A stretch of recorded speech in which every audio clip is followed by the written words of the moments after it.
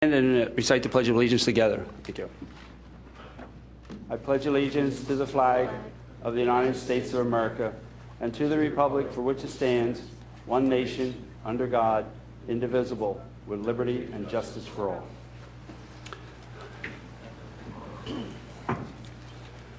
I want to thank everyone for coming this evening. Stormwater has been a problem in Radnor Township for a number of years. In 1970, when I was a commissioner, we did a study. There was $1 million problem. We didn't have $1 million, and we tried to spend $100,000 over 10 years or $50,000 over 20 years. It just never worked out.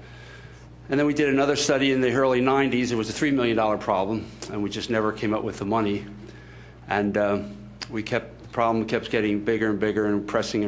And we did do some stormwater ordinances trying to improve the situation. And we finally did put a few $1 million in the bank to start dealing with stormwater, but we spent $2.2 million at the middle school when they built the middle school to put the basins in there to try to help the situation there. But as we all know, it's raining a lot more and a lot frequently. We get a lot more floods, 100-year floods. Instead of every 100 years, we get them every 3, 4, 5 years.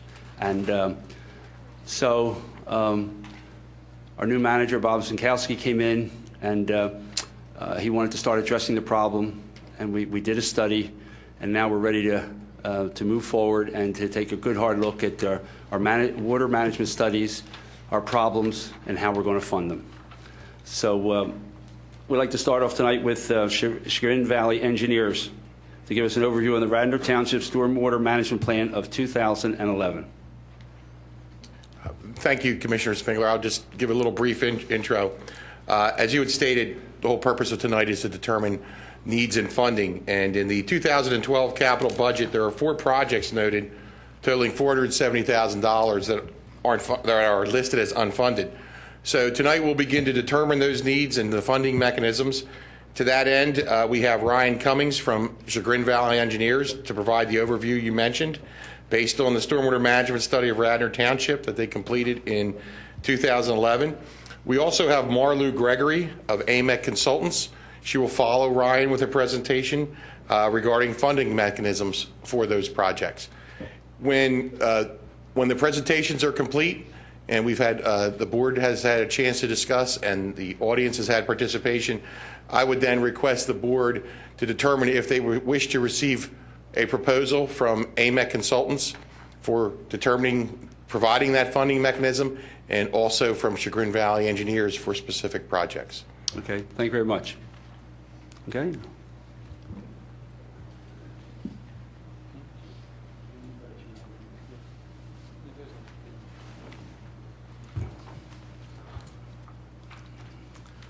Good evening. Thank you, Steve, for the introduction. Yes, and I assume I addressed you guys. A little confusing. Here to talk about the stormwater management study that we prepared in 2011. We were here in the township in July and presented the study. We'll just try to do a recap here, hit the highlight points of that study so that we can talk with AMEC about ways to move forward, potential ways to move forward there. All right. Back in September 30th, 2011, Tropical Storm Nicole impacted Radnor Township, as you noted. New city manager, or township manager, Bob Zinkowski. After that event, contacted Chagrin Valley Engineering. I serve as the city engineer for the city of Brunswick, Ohio, which is the municipality that Bob was at previous to coming here to Radnor. And we faced a lot of the same types of issues and was able to make some progress over the years there towards addressing them. Bob contacted us. We put in a proposal and put together this stormwater study. Wanted to make it kind of community-based, get input from the residents, give them an opportunity to be heard and to document what their issues were. Okay. Just some basics about Radnor Township, approximately 13.8 square miles, approximately 31,000 residents, and the village of Wayne is the commercial heart of Radnor Township.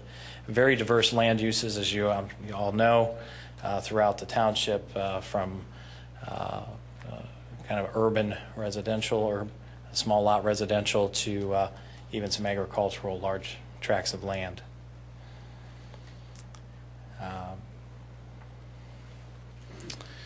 There's really two regional watersheds that serve the community, the Schuylkill River and the Darby Creek. Darby Creek, approximately 77 square miles, 31 municipalities. Schuylkill River, 1,916 square miles as it reaches the Delaware River. More local to Radnor, we have there's four kind of local watersheds, very distinct watersheds. You have the Darby Creek watershed, the Ithan Creek watershed, Gulf Creek, and Meadowbrook Run. This diagram shows how those are situated throughout the township. We did review the stormwater management ordinance that's in place, any master plans that were available, FEMA, Federal Emergency Management Agency, mapping. We reviewed the riparian buffer ordinance, and we also took a pretty good look at the Phase 2 program within the community. Okay. One of the guiding forces in this area is the Act 167, originally passed in 1978.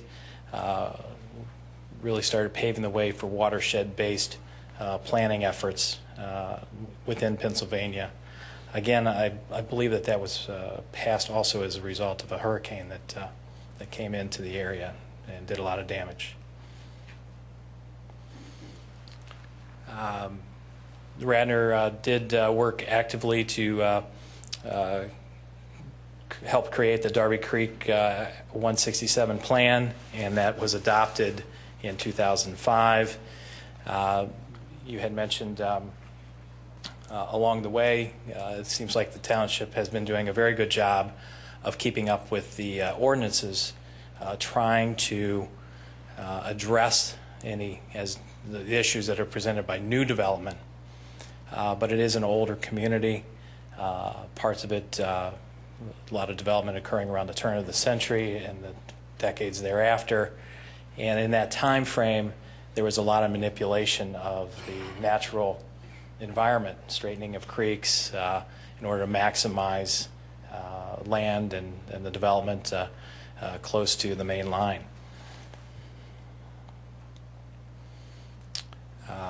This is a summary of the stormwater management ordinance, which is it seems to be very comprehensive. I think it's as ordinances go, I think it serves the community well.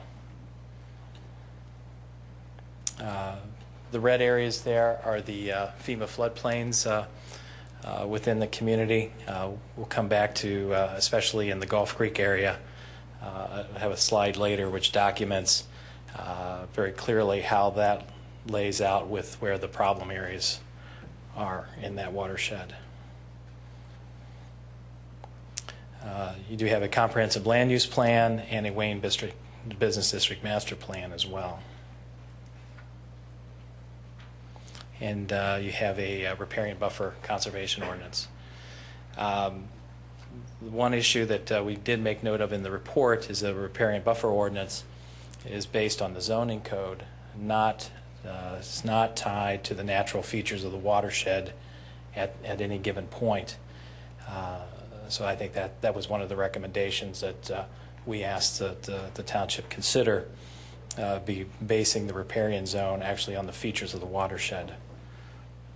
Might make that a little bit more effective. The public input and information gathering, the township had sent out surveys to known problem areas. I believe that the surveys were also available on the website. We had just over 100 surveys returned. We talked to, either by phone or in person, a number of those people. Some of them had flooding, structural flooding. Some just had maybe what we call nuisance flooding, yard flooding or something like that. And we even got quite a few surveys from people that didn't have any flooding on their particular property but recognized the importance of the issue. Okay. We did make multiple visits to the township and talk with different people about their concerns, and tried to offer some general advice where we could.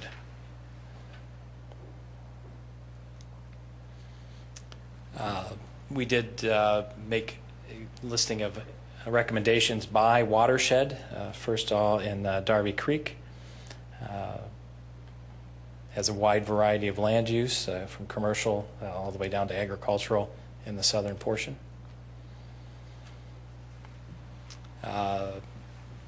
Darby Creek, we had a number of reports of periodic structure flooding, a lot of overland flooding, leaving deposits, debris, yards being saturated, property being saturated for a long period of time, culverts undersized, and water flowing over the road during large events. There was concern over the operation of the Mill Dam Club that we looked at as well. As far as recommendations go for Darby Creek, one, we asked that you work cooperatively with Township. Township. There's a very large commercial district just to the north that up until the last few years had limited or no stormwater management in place. From what we could see there, in current day, is that there's some redevelopment taking place, and I think that over the past few years, as that redevelopment has been occurring, stormwater management issues have been put in place, but that's only a small portion of that large commercial area. Even suggested maybe doing some economic development programs to maybe some loan banks or something like that to provide some funding for the businesses who may be redeveloping in that area, so that they could put in stormwater management issues or above and beyond what would normally be required. And we also we would have been discussed previously about utilizing Philippone Park as a regional stormwater detention facility. That idea had been around in the 90s. It was more, the original design was centered more on the creek, I'm sure in an effort to try and preserve the park land on either side of it. That faced some pretty tough scrutiny from the regulatory agencies, and I understand the project was shelved because of that. I believe that Philippone Park does represent one of the few areas in the watershed where you have a good amount of open space that you could do a regional type facility to try and stem how much water flows downstream. It's very close to the commercial area that I talked about in Different Township, and it's directly upstream, just upstream of a number of homes that had reported consistent structure and nuisance flooding. Other recommendations in the Darby Creek watershed: develop and implement an aggressive stormwater infrastructure maintenance program. What we found in really all of the watersheds, obviously, as the speaker had noted, it's a tough issue. It takes a lot of funds. You have a certain amount of infrastructure in place already. It's important that that is operating at peak performance, and that happens by having an aggressive maintenance program. And I think what we noted was that there were several areas where maybe there was some confusion over regulatory requirements or limitations, and we did note in the study some some helpful guidelines and procedures that could be implemented to do some of the things that maybe they thought previously that they couldn't do or would take a great effort to do. The previous township engineer had made note about some floodplain fill materials that had been placed in Haverford Township, and that it would be desirous for that to come, those materials to be removed and return that floodplain back to its previous functionality. West Wayne Preserve, the Levin track, is another open space area. Maybe that design could be manipulated so it could, you can maximize the amount of water storage that would occur there, as well as being an open space for the community. Also, we did not get a clear understanding. We had been told that there were hydrologic and hydraulic studies of the Mill Pond Dam, but then they could not be provided. So in talking with residents, it seems like there is concern over the operation of the dam and its impact upstream and downstream. And I think just to settle those issues and be clear about what, if any, that dam has on flood conditions in the area, that those studies be undertaken or updated based on current conditions. Moving on to Ithan Creek. Again, has a very wide variety of land use properties, from office complexes, college campuses, historical areas, and some of the oldest neighborhoods in Radnor. Noted several flooding problems in South Wayne, Midland, St. David's. Homeowners receive stormwater in their yards and in their structures frequently. Midland exhibited sanitary sewer backups in their basement. Again, the culverts on several roads are not sized to even accommodate the 5-year storm, let alone a 100-year storm that you spoke about. And I believe that was also an issue, from what I heard recently, with some of when the last hurricane came through, that the culvert here at Ivan was overwhelmed and access was cut off to the township here offices for a while.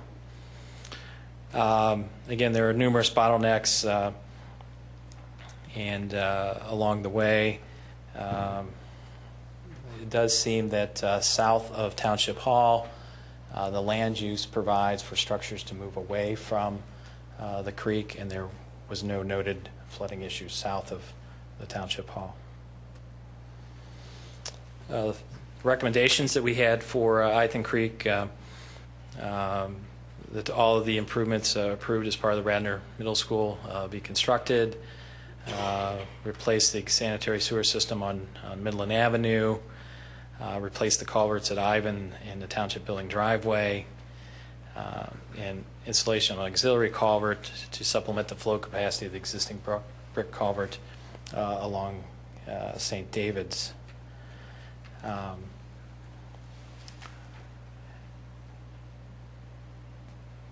Also, other recommendations in the commercial district.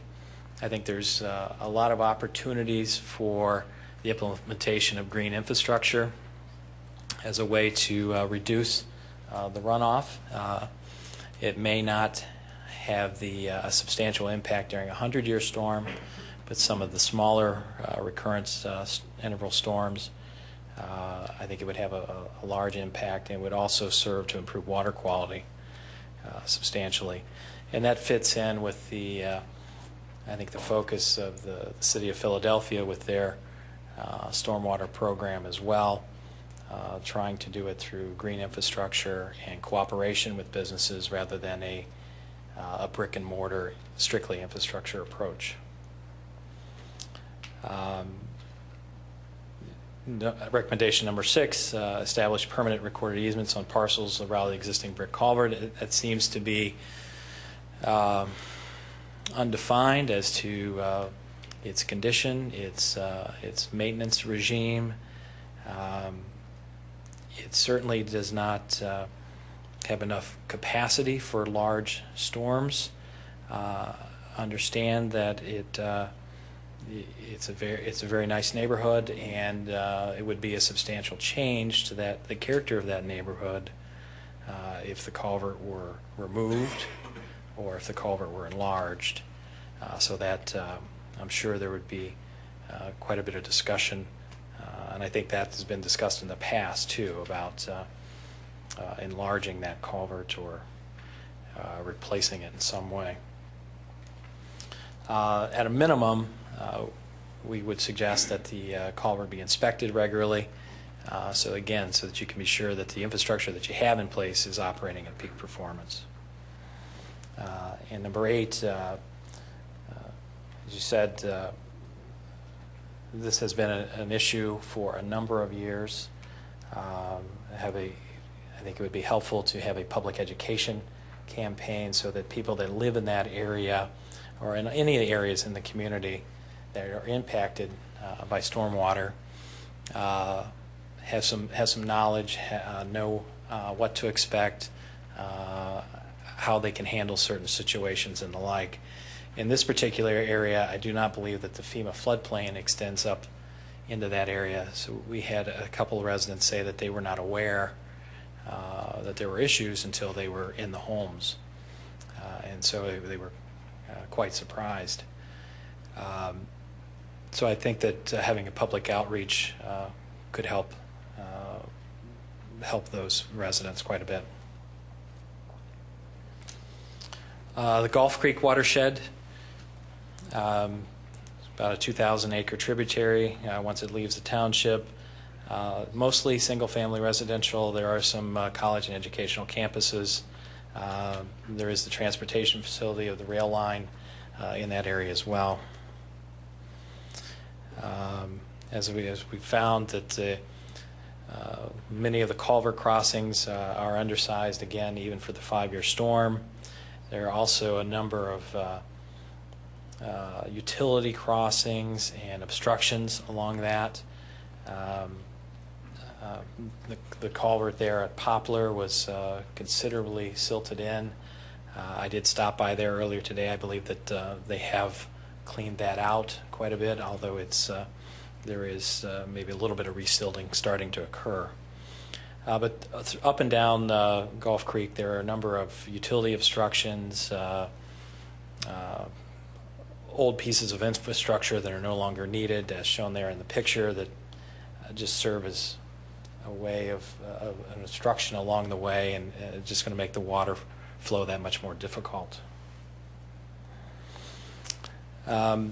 This slide shows the yellow hatched area shows the FEMA floodplain, and the red area shows the public questionnaires that we got back that had consistent stormwater flooding problems. It fits pretty well. The bottom line is that the channel is not sized for large storms, and the water is going to find its way, and those homes are there. Those homes, they've been there for many decades, and this goes back to when the area was developed, manipulating the environment to suit the development, rather than if you were trying to propose that type of land use today, there would be facilities put in place that would more than likely keep the homes out of that particular area, or have facilities in place that would give the floodwaters a place to go away from the homes. We did note some maintenance issues. Particularly, this is North Wayne Park. In speaking with Mr. Norsini, and I did stop out there today as well, I did notice that they have replaced the structure to the proper side, the orifice plate to the proper side. I believe that they are actively seeking proposals or working towards proposals to have the area cleaned. There is a problem with where one of the pipes under hydrostatic pressure blows out. all of those items, maintenance items that need to be addressed. And I think that the administration is, since the 6 months when we've made note of those, they're making efforts to correct them or have already corrected them. The findings that recommendation we had, again, make the infrastructure that you have in place currently work as efficiently as it possibly can. That's step one, even while you're trying to find ways to enlarge or augment it. Correct and reestablish the underground detention system at North Wayne Park. Install control measures to direct the stormwater, adequate flood routing along Forest Road corridor up in the northern portion of the watershed. Create a more uniform stream channel between Woodland and Willow. It can jump the bank there and cause some structure flooding. And then consider a program to start repurchasing properties that have a documented history of consistent reoccurring structural flooding. Meadowbrook Run, 1,530-acre tributaries that leaves the township. Smaller lot, residential, retail, college campus, some rural and low-density development to the south. We did get a few surveys from that watershed. They were mostly isolated, although the residents of Fairfax and Road and Hickory Lane did make note of substantial stormwater flows from the culvert under the trolley line that caused repeated backyard and structural flooding. Recommendation that the township work cooperatively with Villanova University to test and implement state-of-the-art best management practices. Villanova has a program that they are implementing these practices, I think, as a practical and maybe as a research end, where they are having new developments on their campus. It's a large tract of land. There's lots of opportunities there. It's in the upper reaches of the watershed. Anything that can be done in that area to detain the water, slow it down, would have benefits lower portions of the watershed. And also, again, the public outreach.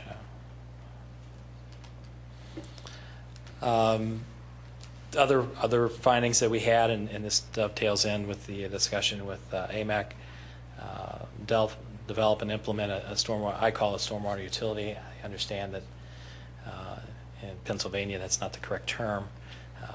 That's an Ohio term, stormwater utility. Let's say stormwater funding mechanism.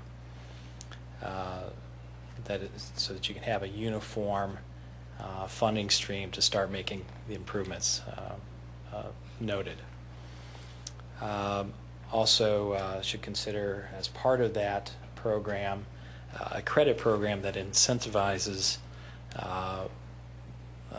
not really behaviors, but implementation of features that serve your common goal of improving stormwater management, whether that be through water quality or water quantity.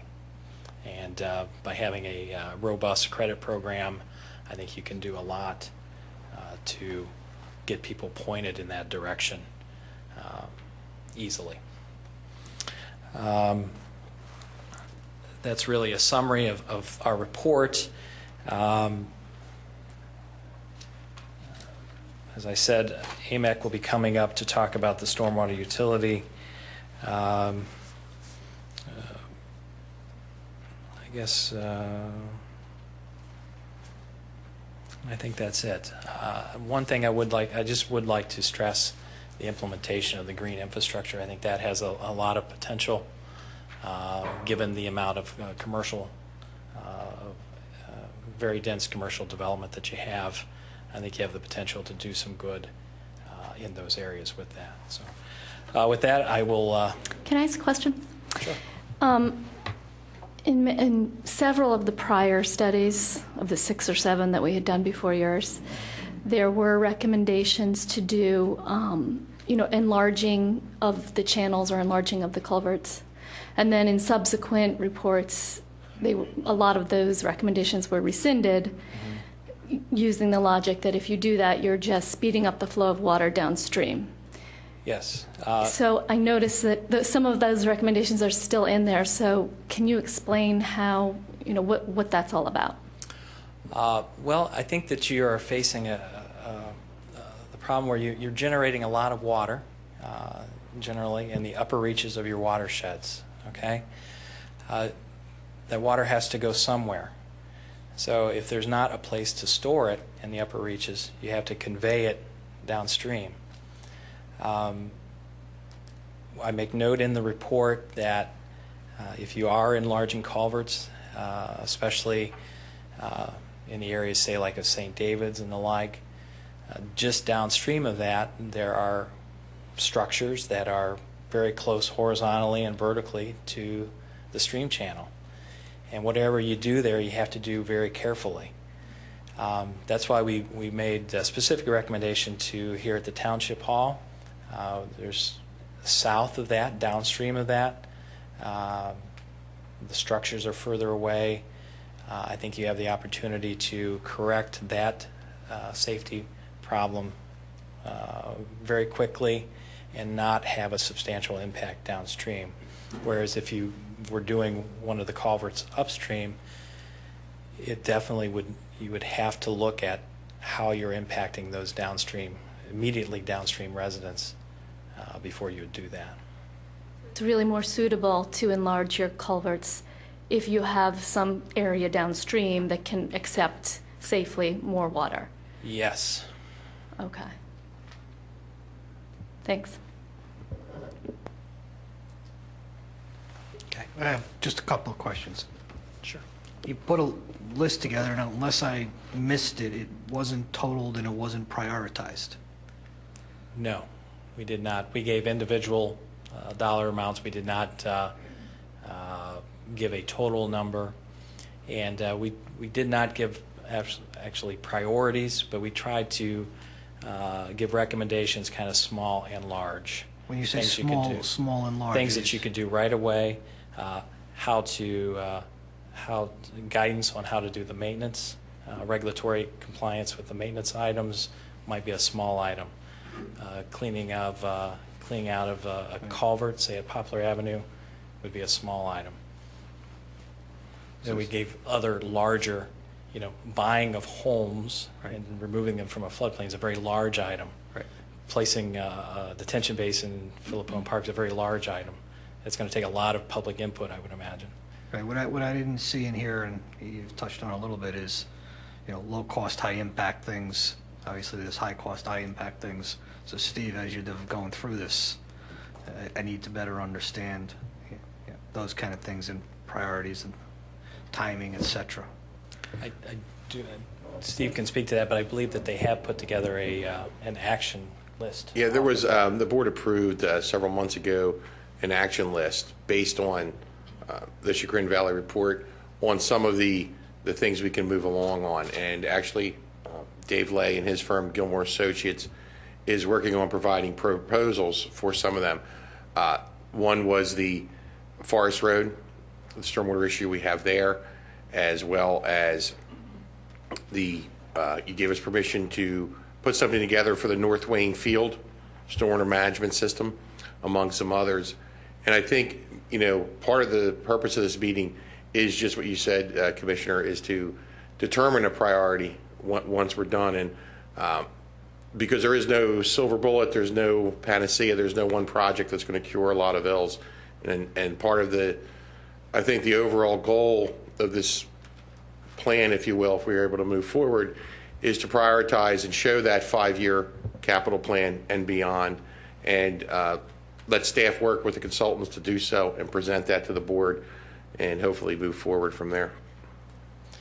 If I may, we tried to provide things not only big and small, but also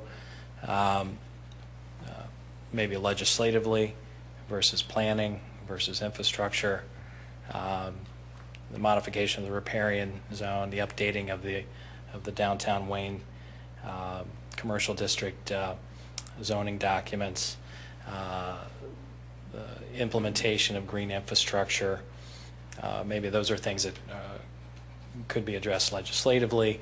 You have regulatory items like Phase 2 program we touched on, and then you also have the large and infrastructure projects.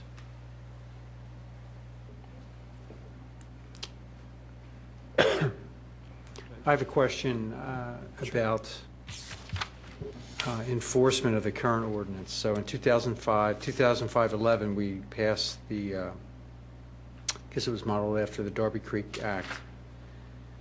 We passed an ordinance basically setting forth the requirements for stormwater BMPs, some new projects and whatnot. But as I recall, there's and it was in your PowerPoint, there's a prohibition of connecting roof drains to streets and other stormwater, I guess, plumbing features. Was there an assessment done of compliance in the township? Because I just anecdotally, when I walk down streets, I routinely see the downspout to the PVC underground out to the curb.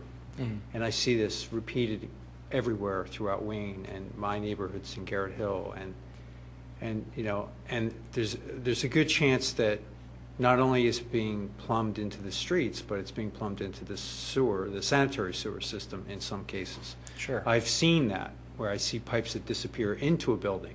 I said, well, it's not going into their basement. Yeah. So the question is, did you, as part of the study, review compliance with the current ordinance? And is that something you would, if not, would you recommend that we do that? We did not audit the compliance. We did ask for and receive locations where, say, home additions or new development required the installation of maybe like a groundwater recharge type pit, something like that. We did not go out and visit those sites to see if how well they were, the enforcement of the construction or enforcement after the fact was being done. So the ordinance isn't retroactive, though. That's I might correct. understand it. So That's correct. I think the vast majority of the things that you're talking about are not applicable to the ordinance. They were That's correct. existing It's It's conditions. only to that. post-construction. That's only Roof. new, Yes. if there was a new building permit asked for, depending on the size of the addition, different levels of the ordinance would kick in, and that is not retroactive. What if a homeowner were to install new gutters and downspouts? Would they be allowed to still tie in to the existing?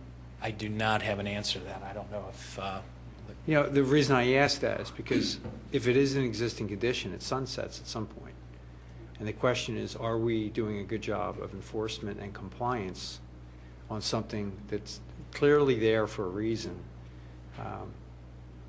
You know, this is why we talk about rain gardens and rain barrels.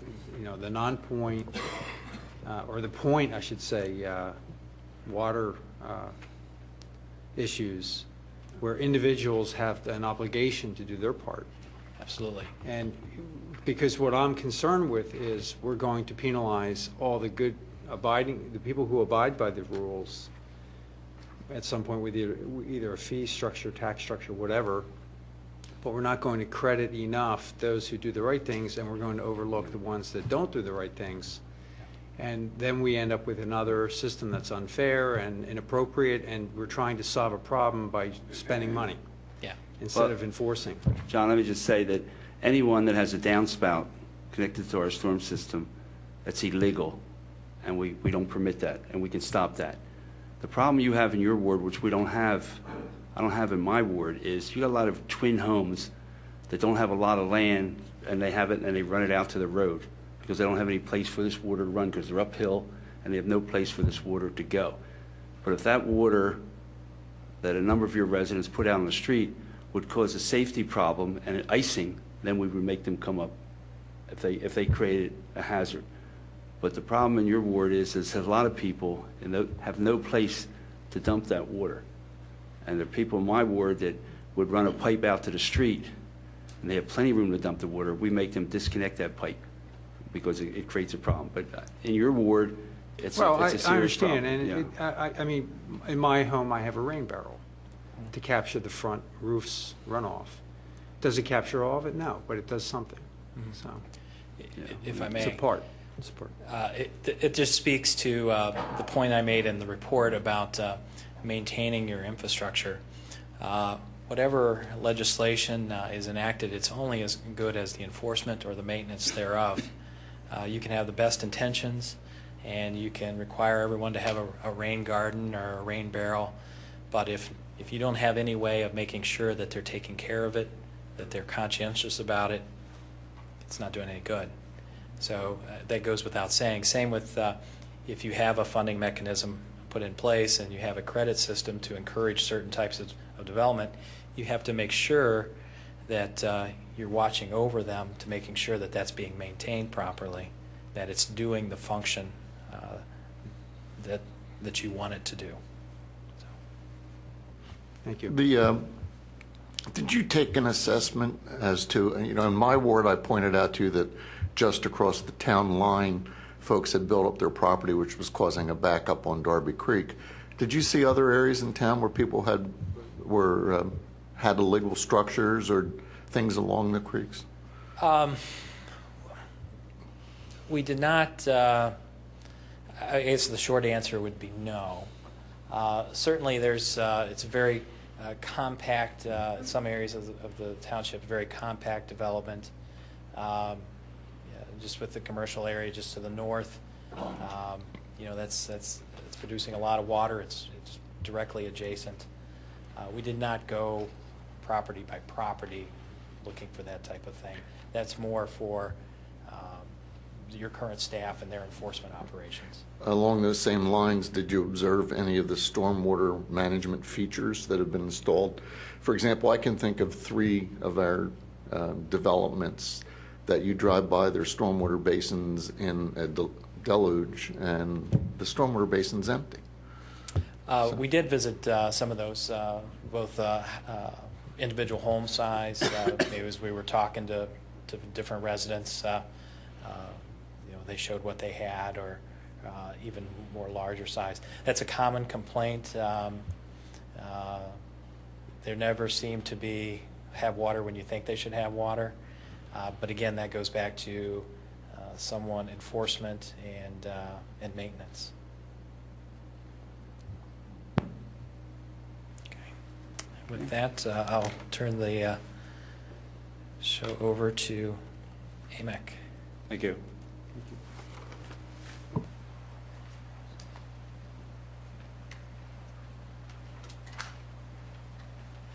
Good evening, everyone. Thanks for having me come in to talk to you tonight. Let me just get this up. And I think he said F5. Aha, it works. I'm Marlou Gregory, and I'm here from AMEC Environmental and Infrastructure. And I was asked to come and talk to you about the process that actually we use and have used with other municipalities to look at sustainable financing programs and enhancing stormwater programs. What I'm going to talk about is a review of the findings. As many of you know, we actually did a feasibility study back in 2008. I'm going to go over those pretty quickly with you, just especially for anyone who wasn't here, to get everybody up to speed as to what those findings were back in 2008.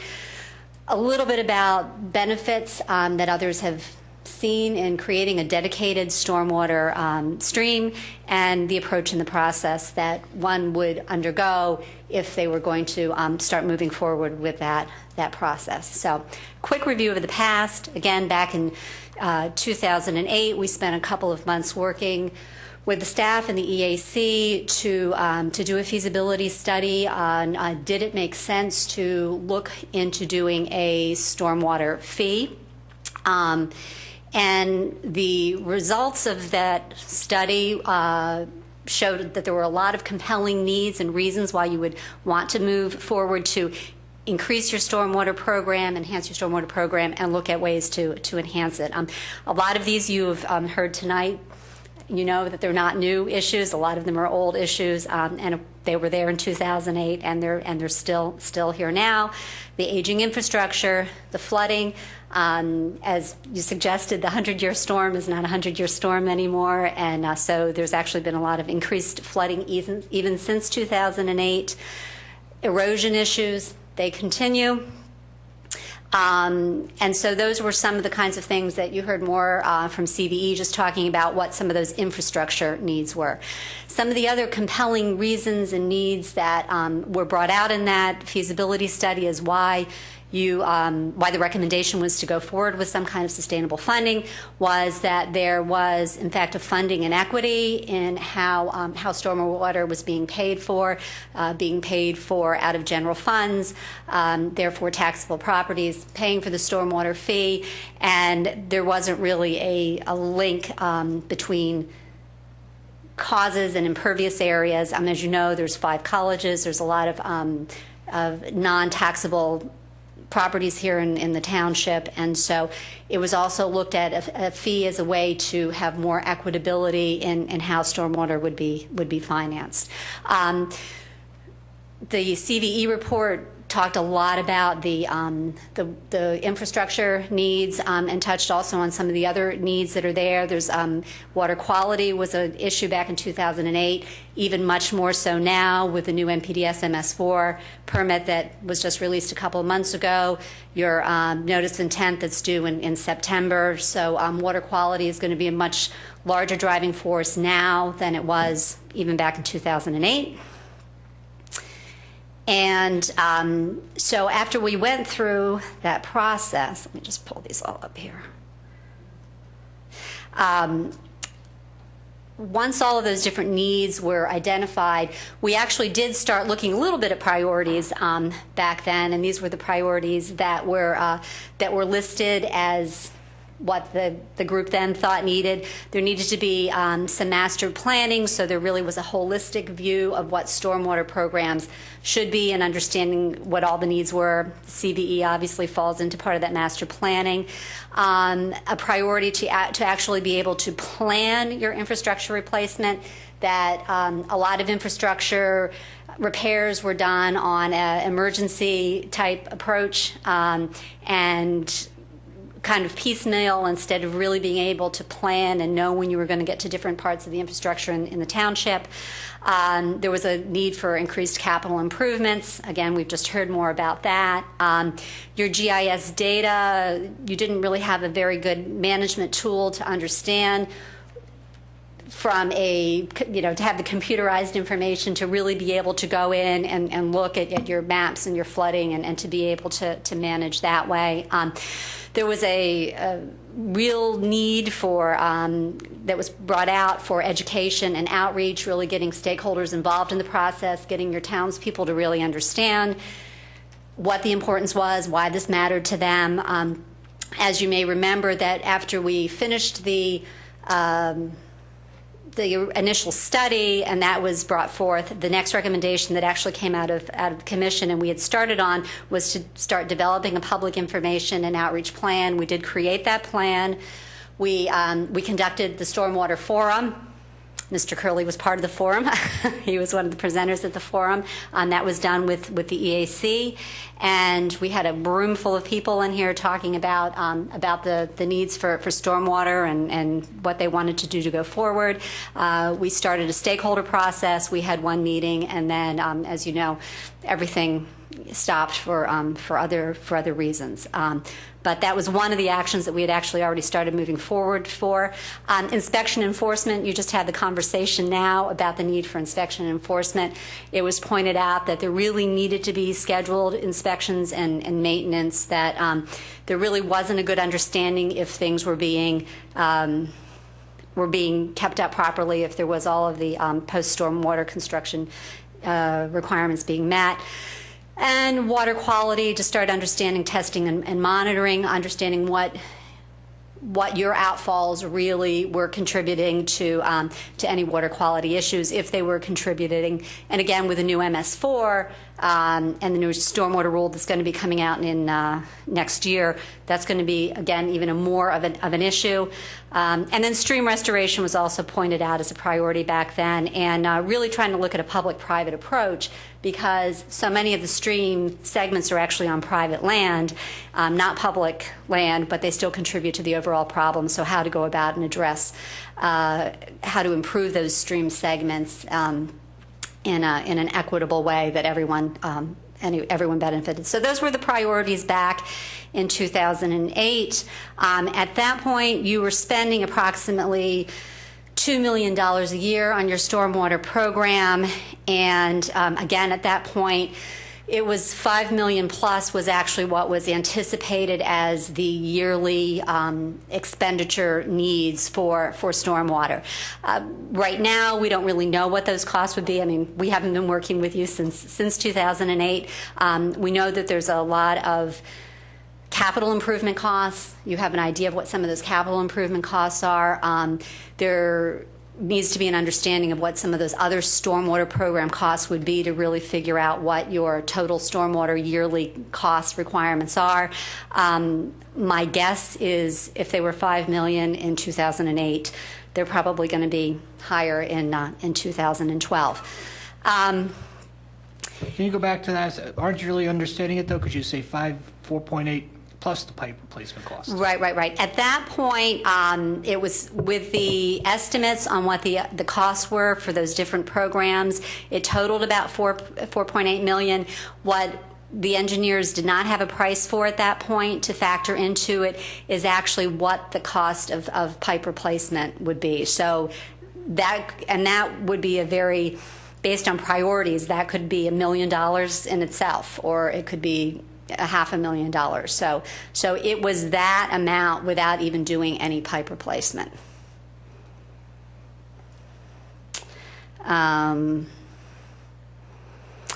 And so, again, going back to then, it was like, well, then if we didn't institute a fee, if we did have some kind of sustainable financing, what would we do? What would be the benefit for Radnor for doing that? And then, so these were the enhancements that were discussed and looked at that point, that you actually would be able to plan for your infrastructure. Again, it wouldn't be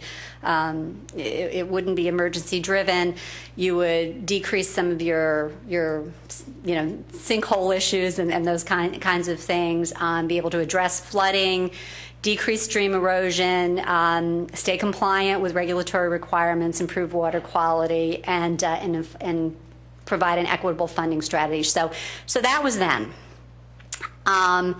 So here we are today, about 3.5 years later, and looking at how to move forward. I think you actually should have had this meeting on February 2nd, Groundhog Day. Because the thing is that you've had these problems and they're not new, and as Mr. Spinkler said in the beginning, it was a $1 million problem, then it was a $3 million problem, and it's a whatever problem now. So now again looking at, okay, what would we do? How would we move forward? We have an idea of what some of the costs are, and how can we address that, and why do municipalities and townships look at doing some kind of sustainable funding as a means of paying for the stormwater component. One of the reasons they do that is because there's really 3 types of water that people and users have interaction with. There's the drinking water. Everybody's used to paying for drinking water. There's the wastewater. Everybody's used to paying for wastewater. And then there's all the stormwater. And the impacts to water quality, the impacts to water quantity, based on what people do with their property. And they're not used to paying that in many places. That's changing. There's 1,500 stormwater fees around the country right now, so people are getting more used to paying it. But it's that third part of the water cycle that people haven't paid for in the past. So that's one of the approaches that townships look at when they're talking about moving forward, that we really need to be able to pay for all of the water services that are provided to you.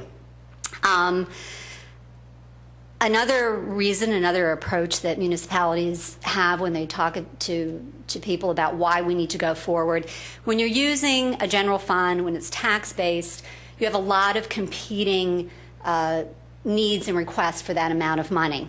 You're not really even sure what that general fund revenue is going to be every year. It's been changing so much, especially with property transfer taxes and all that. So our general revenue funds, our resources tend to fluctuate based on a lot of different market reasons, and then again, as I said, there's a lot of demands within that general revenue. And who's going to get? Are you going to buy the new police car? Are you going to build a new culvert? What are you going to do with all of those funds? So by creating a dedicated fee to stormwater, like you would have for wastewater, you know what your budget is. You can plan. You can address things in a methodical method. Does that mean that there won't be emergencies? Of course there'll be emergencies, but you can also have an emergency fund built into there. So it's knowing what your budget is moving forward and having a dedicated fee that only works to that. So that's another approach that people use. People are thinking about this, really, municipalities are thinking about this more and more, is this is really it's a business plan. We're creating a business plan on how we're going to deal with our issue of stormwater. And it's part of all of your comprehensive planning. You really understand, what do we have now? What are our gaps? How can we use what we have in a different or better way? Where are there gaps that we actually need to fill, and how are we going to do that? We look for those sustainable strategies.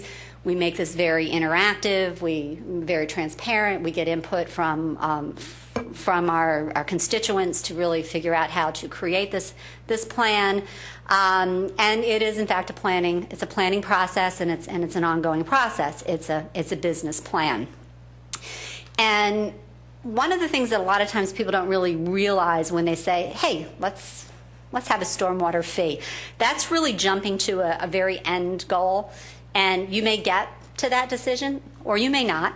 But there's really a process that should be followed in trying to understand what the best stormwater program is for Radnor and what's the best way to finance that going forward.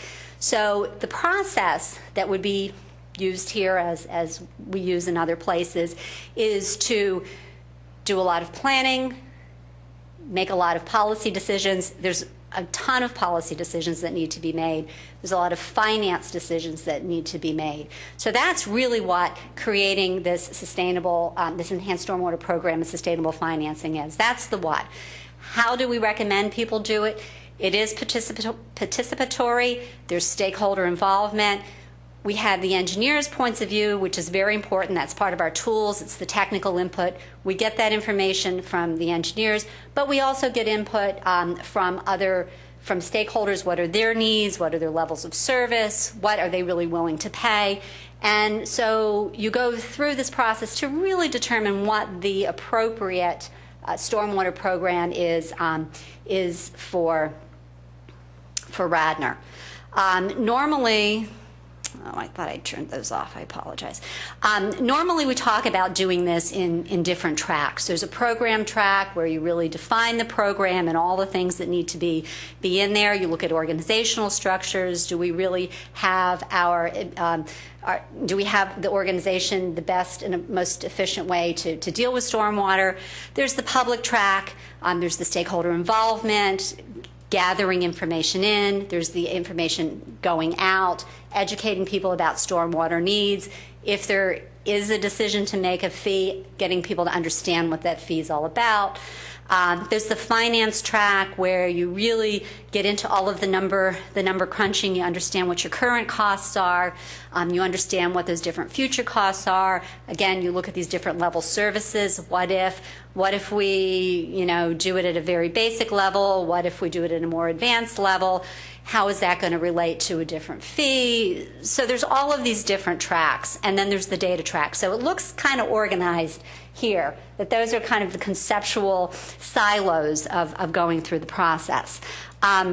This is really more of what the process is. It's all interactive. It's not nice straight lines. Everything moves and feeds into each other. So we would take the CVE report as one of the input especially on the infrastructure needs. We would understand what are your responsibilities now under the new NPDES MS4. We would look at what other reports might be out there that have identified other different needs. And when I say we, actually, it's we all, because it's a group process. It's not something that you say, here, Amick, go figure that out and come back and give us your answer. It's a guided, facilitated process, as I mentioned on the last screen, where it's asking the right questions, analyzing the information, going back and asking the right questions, getting some additional information to pull into this, getting leadership's thoughts, getting stakeholders' thoughts, doing some number crunching, see where that comes out, going back and looking if there needs to be adjustments. So it's really, again, you were asking about the, the priorities. It's looking at, of all of these things that are needed, what are our priorities? What do we do in year 1, 2? What do we do year 5, 6? What do we do 10, 15? Really laying all of that out. And at the end of going through that process, then you will have a stormwater program, a robust and holistic stormwater program laid out that meets all of your infrastructure needs, your O&M needs, your public education needs, your reporting needs, your inspection and enforcement needs, all of those. So you have that complete, robust program that you have that you then need to, and then you figure out how you're going to finance it. We look at the revenue mix. What are those different options? What would be different fee structures? What are the different billing methods? And so I already sort of talked about this, but you start with where you are. You have to understand where you are, and we have a pretty good understanding, I think, from the report. So we would take that as a good starting point. But again, those are totals, and we need to figure out how those would go across years. Understand what those future needs are, and you also want to look at all these different costs. What actually is that cost center? And not just say, okay, the total cost is $5 million a year. Well, how much is operations and maintenance? How much is capital improvement? How much is streams? And the reason you want to look at what those different cost centers are is there really are a lot of different funding options out there.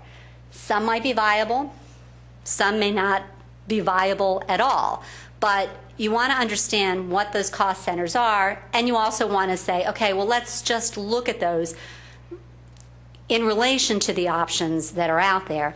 And usually what happens is your stormwater program will be financed using a combination of revenue streams. Some things may still continue to be funded under general funds, maybe salaries, for example.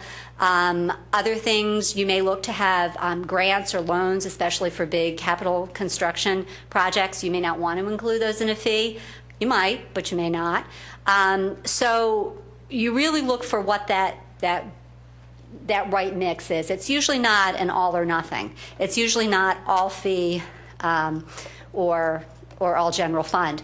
And so you evaluate all those. What are the pros? What are the cons? Why would we want to use general fund for some things? Why would we want to use a bond bill for other things? To really come up with Can you go back there for a second? Isn't it a rather narrow and skewed view to say it's a con that there's competition between programs? Because that's what it's all about. We all have to make trade-offs. And by setting up a dedicated fee, you're taking that tension out of the process. I don't like tension. You like tension? That's how you get the right answer. These are all, there is, there's not a right answer for me to give you. The issue is that most townships are finding that they're faced with the problem that we don't have enough to know what to do what we know we need to do for public safety, for health, for regulatory requirements, besides forget anything else nice to do, that we don't have the funds. And most townships are finding that they have shortfalls. Most people, if they really looked at it, they're like, maybe we're really not 100% compliant. We're getting close, or we're just really hoping that 100-year-old brick, pipe doesn't disintegrate. And so that's a choice, obviously. If you like to have that limited fund and you want to go through and make those negotiations, it's completely an option. Just presenting here why a lot of people look at going to some kind of dedicated resource for at least certain aspects of their programs, because then they know they have it, and then they know that they can plan, and especially when it comes to things like operations and maintenance, they know that they can be preventative and which is less costly than doing all the emergency repairs, which often cost many times more than they do if you're actually, So, but this is the thing. It's the process of going through. Is this a pro or is this the con? It's not my decision whether it's a pro or con. It's by going through the process, everyone's weighing in on this and saying, really, what's the best option here? So, there's not a right or wrong answer. It depends on each location and what's right for them. So some other things to consider. And so really going through the process, and I've talked a lot about the finance part here because that's a little bit more of the black box. Understanding a little bit about your stormwater programs, that's a little bit more straightforward. But really understanding of how you evaluate all this, that it's done by technical input, it's done from stakeholder input, it's done obviously with leadership input and guidance. Leadership has to make the decisions at the end of the day, but getting the input from others and really figuring out what's the right mix for a township is, it's a process that more and more people are saying, there's no great way to do this. Nobody wants to pay more. And in fact, as I have here at the bottom of the box here, your program needs are your program needs, and your program costs are your program costs. And so once you determine what you really need to meet those requirements, whether it's $5 million or $7.5 million or $10 million, you determine this is what our program really needs to be to, again, meet our citizens' demands, to meet the regulatory demands, to meet our public health and safety demands. Then you figure out who pays for it. And again, there's no right or wrong answer on who pays for it or how you pay for it. But it's in this process, it's the discussion of what are the options, what would it look like, what would it cost if everybody paid, what would it cost if certain people got credits, what would it cost if certain types of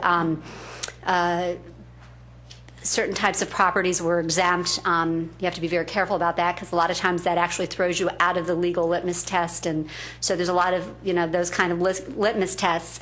But and what I really am trying to show here is that there's really the two components of it. There's the program and whatever your program needs are, and then there's how do you finance it. And a dedicated fee for all or part is more and more a way that people are finding that as the best way, or the least of the evils of doing it. But when you do go down the fee road, there are some things that you have to consider. You need to make sure that it's fair and equitable. These are the legal litmus tests, so that it is a fee and not a tax. There have been places in the country where they went through a process. They established what they called a fee. They didn't go through the process correctly. They didn't make sure all their T's were crossed and I's dotted.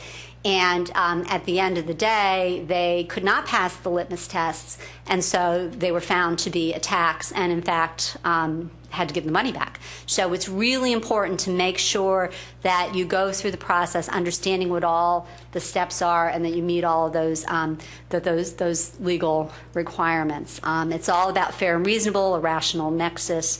The program drives the fee. That's the mantra. The program must drive the fee. So, again, how does all that happen?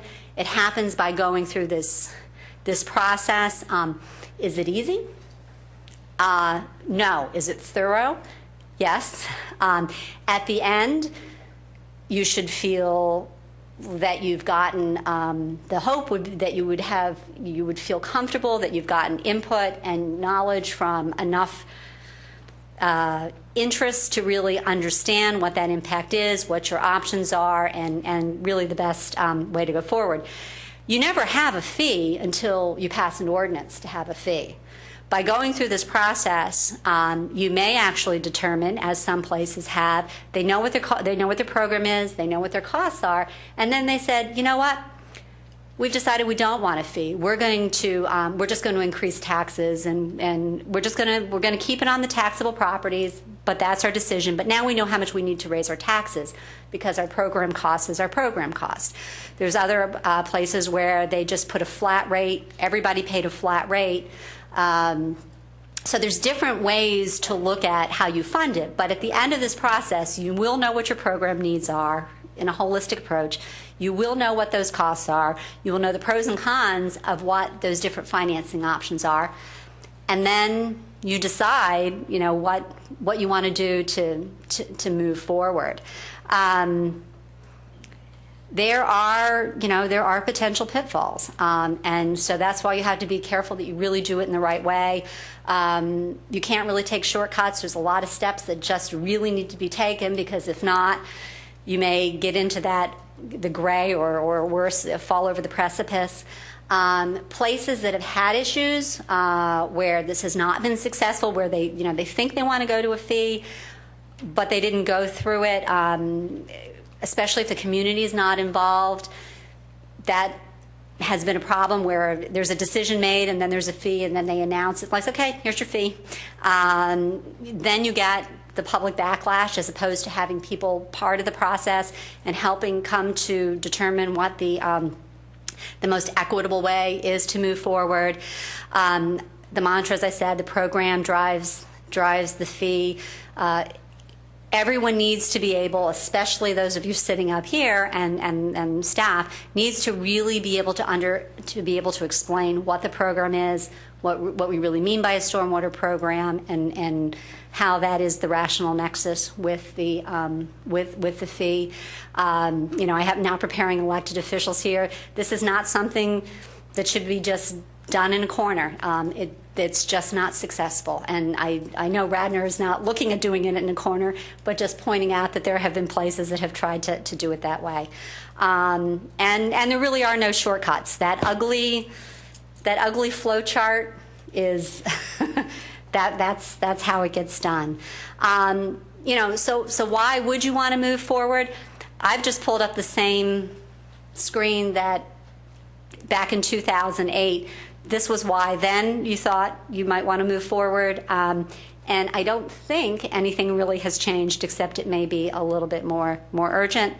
And just one, final plug, if you will. Why can AMEC help you do this? We are a nationally known resource, probably considered the leader in the industry in doing this. But the advantage is, I live in Schuylkill Township. I'm right next door. I'm the chairman of the EAC. This is my downtown. I'm a member of the Saturday Club. I go to Margaret Quo's once a week. This is how I go back and forth from work. So I kind of have a vested interest here. In fact, I think you're probably going to have me start paying a fee, because I'm going to have a user fee for using Radnor services so much. But we do know how to do this. We have done this in state after state, and we're the only firm that's done this in Pennsylvania. In 2008, you were worried about being the first. Sorry, you don't get that privilege anymore. Obviously, Philadelphia's had a fee for a couple of years. We're actually working with them right now to redo their credit system. The town of Mount Lebanon actually sent their stormwater bills out in September. So they're full functioning utility. They're not a utility. Don't use that word. They have a sustainable fee. We're right now working with Meadville, and we're halfway through that process and looking at probably sending bills out this summer in Meadville. We've just been contacted by Lancaster to look at putting in a stormwater fee in Lancaster. So the calls are coming in pretty much on a weekly basis now. So the pendulum has really shifted, and so that's one thing I know that people were worried about before, but you no longer have the honor of getting to be the first. May I interrupt? Have there been any challenges in Pennsylvania? No. None. Not yet. Okay. Not yet. That doesn't mean they won't be, but not yet. We understand the process. I talked about know-how and knowing how to do this. I mean, the guidance manual that EPA uses, AMEC wrote for them years ago. So, we do know how to do this. And this is our specialty. It's one of our specialties, but we have a staff that is dedicated to creating stormwater management programs and sustainable fees. So it's not a side business. It's one of our main businesses, and so we know how to help you get through those pitfalls. And we started the process back in 2008, so we do have a little bit of a leg up. A lot of new people, obviously, but a lot of the same issues, and some of the EAC members are still the same. I see Robin back there. What are some of the water quality issues, the new guidelines? Is that for runoff from the streets and properties that gets in the water? It's dealing with non-point source, and you were talking about disconnecting downspouts. A big part of the new permit is really it's pollution prevention. And it's looking at public education and trying to get people to understand how to change their habits. It's no longer just saying we put it in a newsletter, we put it on the website. They're actually requiring you to develop an education program that actually has goals. What are you trying to reach with that education program? And then in your yearly reports, you actually have to measure the success to see if those are working. And a lot of times people look at that and go, oh my gosh, one more thing we have to do. But if you go back to the idea that I was talking about as a business plan or doing this like a business, if you're investing money, you want to know if you have results. And so by having water quality standards and EPA's understanding that there are structural and there are non-structural ways to go about it, you need to measure the success of both your structural and your non-structural. But they truly believe that public education is going to be one of our biggest weapons in trying to reduce runoff and pollution. So that's a big one. You do not have a TMDL here in Radnor.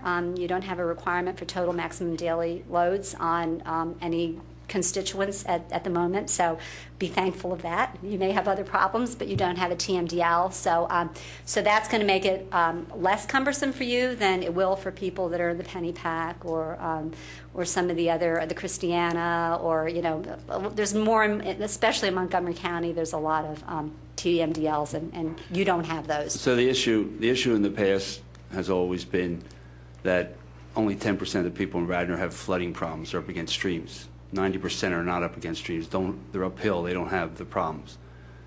But the reason we should move forward on this is for water quality, infrastructure, and everybody dealing with those flooding problems where the water ends up in the lower areas that I know every area in Radnor. And in my ward, Midland Avenue used to have 3 ponds, and Pembroke, and if you look at the 1876 maps, in Pembroke and Meadowbrook, it was a big lake. So I know why, we have problems there. Right.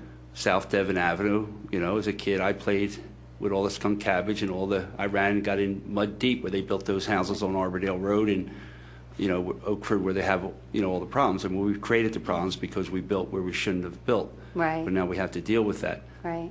But to really get at the problem, we have to worry about water quality, we have to worry about our infrastructure, and we have to worry about taking care of those problems. So it's not just Right. taking care of the flooding problems. No, no. Stormwater management is that's the thing that's visible. I mean, everybody sees flooding. It's the easy thing. It's harder to see water quality unless you see a dead fish floating by or something like that. But stormwater management is it is a lot of things. You have very old infrastructure. I don't know if you remember back in that forum so many years ago, but there actually Dan at that point had some video that he was actually showing that there had been some televising of some of the infrastructure and showing the decay of a lot of that. So a lot of your pipes are over 100 years old. It's hard to see it underground. But if you think of the state of the country, not just here. I mean, it's the same story we're hearing with streets and we're hearing with bridges. We see it more with streets and bridges. We see how we've got issues and collapses and all of that. It's happening underground too. We just can't see it. So the stormwater management really is all of those things. And the one other thing, you're talking about the places that are flooding, and obviously that's a nuisance and it's a problem if you live there. It's a problem if you're trying to drive down Lancaster Avenue on a really rainy day. It can affect commerce. It can affect transportation. It can affect commerce. So there's those other indirect costs associated with it. And then if you happen to live uphill, you may not be flooding, but guess where the problem's coming from? So you are part. You are part of. If you live in any township, no matter where you live in a township, you are part of the issue and part of the solution. Yeah. Any other commissioners have questions about funding? Yeah, so is this just in general or particularly about AMEC? No, we're just going back. We know the problems. Okay, we can spend hours talking about the problems. What we want to talk about is item 5, which is board and commissioner. I have a question. we want to talk about funding because that's the issue. I mean, Right. we got the problems, and you can't come to the solutions unless you Yeah. have money to come to So solutions. let me just give sort of a snapshot of my position at this point, and the reason I say this so that first I'm open to hear other sides, but obviously some people would be supportive and some people would not be supportive, so I want to hear feedback on that. The reason against obviously is the cost and then cost benefit. Bill mentioned that 90-10 split, which makes it very difficult to get the 90% to pay for the 10%. The reason for, in my opinion, is the strongest argument, I think, is the moral argument. It's been made to us many times that those of us that are in the 90 use the waterways, and we're putting that burden on the others that are in the 10%. So I do see a moral reason why we would consider this and proceed. Some conditions then for me, for my support. One is I think it would have to be modest. So across the nation, Marlu, tell me if I'm inaccurate on this, but my understanding is $20 to $50 per household per year is the sort of range of these things across the nation. It's about, I'll answer that and then I'll give you a little, be careful. The average is around $5 to $6 per month. So we're in about the $60 range now. The only reason where I said be careful is that, and it's that whole legal litmus test, so that's the range. What you can't do is say, okay, we'll do it for $5. What can we do for $5? You have to identify what your stormwater costs are. So I'm just, in case there's a lawyer listening. Very good. So for me, it's going to have to be modest and consistent with the values that we typically see across the nation.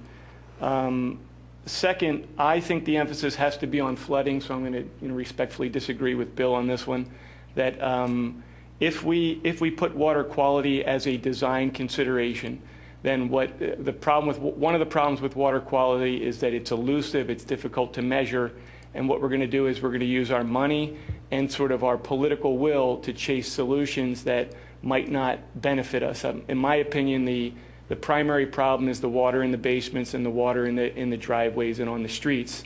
And those of you that have that, I would urge you to take caution with something that could chase water quality problems that won't really improve that direct problem that you have when you have a catastrophic event. Don't we have a legal requirement for water quality? Let me finish. Yeah. No, we don't. I don't think we do. Let me finish, and then it's not like I'm, and then somebody else can. So next is, I think it has to be by watershed, and the reason is that in order to have sort of if the morality of it is valid, then what we want to be able to say to every citizen is, you're either contributing to a solution that you are causing or you're benefiting from a solution. And what we want to guard against is somebody in one watershed giving money to a system that's going to make improvements in a watershed that they have no sort of direct relationship to that watershed. If we can keep the money in the sub-watershed, then I think we can make a stronger argument to the people that they should be paying this fee. Next is, it has to be constrained, meaning that this thing could bankrupt us if we don't put constraints on it, because there's an insatiable demand for stormwater. So I don't know how we do that. That's the detail for later. But it isn't going to be where we, certainly I'm not going to support something where we say, here's a utility, you solve the problem, and then they have the authority to raise the money to solve the problem. We have to constrain it at the elected level.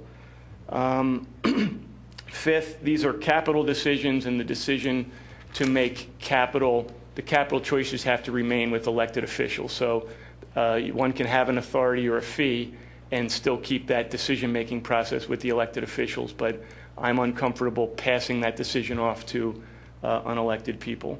So briefly, a handful of concerns, and they're not necessarily concerns that are raised tonight, but things that have happened over the course of the 3 or 4 years here in Radnor that I've been involved with this. One is, some people see this as an alternative to taxes. I don't. I see it as a different form. It may be a tax that we want to pay, but it's, at the end of the day, we already have the authority to raise this money. So all we're doing is choosing a different form because that other form is a preferable form. I disagree with the comparison to a water utility or a drinking water utility, and my reasoning for that is that the benefits of a water utility or a wastewater utility are very direct, and in stormwater the benefits are not direct. So you have to understand the difference in how the benefits are accrued, and then that's going to result in a different form, different system. One thing that we've been silent on is we haven't really discussed bonding, and these things are capital-intensive processes. Excuse me, aren't you getting way ahead of the issue here? You're talking as if this is a debate and we're going to pass something tonight. I don't mean to get ahead. I just want to sort of put my position out so that... But why? I mean, we have an audience here. We have a room full of people that want to speak on this issue. Okay, and well, if I'm you're getting into details on whether we should pass something like this. Well, I don't know. Others feel... I think you Okay. bring expertise to the table, so I'd like to hear your position. Yeah, and- you know far more And you're about almost, this you're than I almost do. done. Just And I'm almost done. And part of it is that I know that's important to these people, and I want them to be able to tell me what they agree or disagree with. So these are capital-intensive systems and processes, and we'd have to give some consideration as to whether we would want to borrow money to this. That's one of the prime reasons why municipalities set up water utilities and wastewater utilities, is to separate the bonding capacity or the bonding authority or capability. We've had mention of it, but I'd like to get the amount of how much we could raise from the institutions, because that's a new source, and that's very intriguing. That's a strong plus that perhaps if we have a fee, we can generate maybe $100,000 from utilities, and that would be a strong reason or from institutions. So that would be a strong reason to consider that. We would have to, though, decide if we are these institutions. These are our churches and our schools. So we would have to decide if we as individuals want to pay a fee as opposed to a tax. And then, so I think we've got to start, hammering out the details more, but I'll stop with that then and just say that's sort of a snapshot of my position, and I'm open for feedback from. And if I might, not to go through and answer all those, because that actually, answering those is the process. I mean, that's what I'm trying to illustrate here is that there are all of those and probably many more policy decisions that need to be made. So it's going through the process to get the information to so the elected body can obviously make the final decisions. But exactly, there's a lot of policy issues there. We understand it. Other commissioners? I do have a little comment. If you don't mind. My comments are much more broad and much more about this process in general moving forward. I mean, I really see this as two separate but very related issues. You know, what this problem is and what the solution is, and then separately how to fund it. And we've gone, we've had 7 studies over 3 decades. I think we've done a pretty good job of documenting the problem. I don't need to be convinced of the problem anymore. What the solution is a little more complicated. And the CVE report is a great start, but, you know, I personally am very underwhelmed by the large infrastructure, highly engineered basins, and the ones that we have aren't working correctly. They're very expensive. And then I look to our neighbors in Philadelphia, and I'm overwhelmed by the approach that they're taking, which is really stepping away from these highly engineered structures that are very expensive to build and maintain, and towards, you know, ripping up the concrete and creating a sponge. I would like to see us head more in that direction. So in crafting the solution, I'd like us to do more work. I mean, the CVE report does suggest and recommend that we go down that road of green infrastructure, but that, I think, should be, you know, the horse, not the cart. Which segues into how we fund this. To me, the most appealing part of a fee, or Philadelphia has a great name for it. They call it the parcel-based billing initiative. The greatest attribute of that is that if you have a good credit system, what you're going to drive landowners to do is get out of paying the fee by remediating on their own site. And then you don't have to have these huge channels and basins, because we're going back to having porous beginnings. And to me, the aim, the whole enticement of this fee structure or billing initiative is so that these landowners who don't have great incentive to spend extra money on porous pavement and bioswales now have incentive to do that. I think that kind of landowner incentive that's going to have our individual landowners and our institutional landowners really take a long, hard look at the economics. It might be more economically feasible for them to rip up their pavement and remediate there than to pay for these huge detention basins downstream. And that's why I'm excited about this, because I feel like that's the solution. The solution is stopping the water at its source. And we're never going to get to there unless we have some enticement or incentive for landowners to do it for themselves. So those are my kind of 30,000 feet thoughts on this. I have 2 simple questions. You talk about this process, start to finish, how long is it? And then how much does it cost to do this process? Because that doesn't get us the results. That just tells us. Right.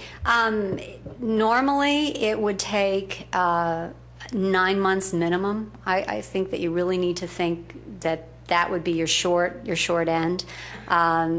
It can take longer. We just finished our 5th year in Newcastle County in Delaware. So, you know, it can vary. But I would say, and I guess actually in Mount Lebanon, now that I think about it, I guess we actually did Mount Lebanon in about 6 months. But that was very quick. It was very... It was a very simple process. There was not much stakeholder involvement, which I think here you probably want the stakeholder involvement. So it can vary, but I would say to plan on it being 9 to 12 months as a good guess. But then having said that, you can also phase it in too. I mean, because you can get all the information and then make the decision, which you'll at some point want to do anyway, is to make the decision, you know, are we creating the ordinance, are we going forward? And then if you say, yes, we're ready to implement the fee and we need to do the create the master account file and do all the billing and all of that, financial technical stuff. We wouldn't want to even do that until you knew. I wouldn't recommend you do that until you know that you're going to do a fee. So there's some data work you would look at before you'd understand what your options would be, but you would do a certain point and then make that yes or no decision, and then if it's yes, then in a couple of months get your master account file together and get your billing done. Another question is, what's your billing cycle? What are you going to bill it on? If you're going to do it on a wastewater bill, are you going to do it on a tax bill? When do those come out? Are you going to create a standalone bill? Those are all policy decisions to be made, so that also will affect how long it takes and when you want the bills to go out. Are you going to do them twice a year, once a year? So, We got a year to 2 years. What's the other question was cost? Commissioner Spengler, one of the requests of this meeting was, and let me interrupt, was for this board. My request is that this board allow AMEC give us, the township, a cost proposal for this. It's free, and that way you'll know exactly, fully outlined, the entire process, the costs, phases, and so forth, and staff and yourselves can analyze it, and we can, give you information to make a good decision if you wish to pursue this. But that's what part of this meeting was about, to see if you wish to have AMEC provide that cost proposal. Just out of curiosity, you have an idea? Ballpark? 10,000, oh, sure. They go anywhere 50? from 50,000 to 750. But you're not Cleveland and you're not Newcastle County, and so they're really. I'm not trying to be cagey or. We have it. Anybody else have a question or comment? Is this something we would bid out, Steve, or? I guess we'd have to. Obviously, getting the proposal, we don't have to bid. Mm-hmm. I think we would check with John Rice. I know it's considered a professional service, so I believe this board, if they so wish, could go forward with a specific company. I don't know that we would have to go to RFP for this. I will check with the solicitor, though. I just have a few comments similar to Don. I think it's important to put our thoughts out early before this locomotive gets rolling down the tracks. And very similar to what Don and Elaine Commissioner Schaefer had alluded to, that we need to be concerned about stopping the stormwater where it starts. And I was very much critical of the stormwater project we did in downtown Wayne, even though there was clearly a need for a program there. We had never actually went around and checked for compliance with any of the homes in the area to make sure that, in fact, the homes were compliant and BMPs were in place. None of that happened. So I'm hoping with this program that if we do go down this road of a fee-based program, that the program will have, in fact, some type of credits or offsets for those who meet or exceed the requirements and employ BMPs, so that we incentivize the behavior that we want, which is to reduce the stormwater runoff in the end. Because I agree, I don't like the idea of these large basins. In fact, one example is we'll lose a playing field to a basin. And maybe that'll be a temporary issue, because if we drive the behavior we want 5 years, 10 years down the road, maybe all of a sudden we'll realize that basin's not needed anymore, and we'll get the field back. I'm also concerned that in this process we have to take a little better look at prioritization of the program. And also look at the aggressiveness. In the 2008 stormwater funding concept study that you put together, it was a very aggressive program, and it was saying that we would be spending about $4.8 million a year. And there's a disconnect between the revenue forecast that you have there and the reality that I know, because if you do $8 a month per household in this township, you're only going to generate about $748,000 a year. Now, obviously, we'll be attaching fees to non-households, and we'll make up some money there, but I find it hard to believe that we're going to bridge a gap between $750,000 a year and $4.5 million. So clearly, we have to prioritize the projects in a more long-term holistic viewpoint These problems did not start last year. They started 30 years ago, and if it takes us 10 or 15 years to change the direction of the ship and fix these issues, that's a win in my book, because I'm concerned that the fee that starts out at $8 a month becomes, and $96 a year becomes $300 a year, and I don't want to see us. Well, I mean, Yeah. I can tell you, the stormwater pipe is $100 a foot in the ground. We have 25 miles of pipe. If you do the math, it's $10 million. So where's that money coming from? Are we going to feed people to death to get that money? Or are we going to use a very long-term approach to this, address the highest impact issues first? The folks that are having flooding in their basements to the point where the water gets to this top step, that's an area I think that has high priority. Now, of course, there needs to be a process around this. But, the folks that have a flood in the front yard of their house, but it never actually gets into their home, maybe that's a slightly lower priority. But some process has to be employed to set priorities better than what we've done.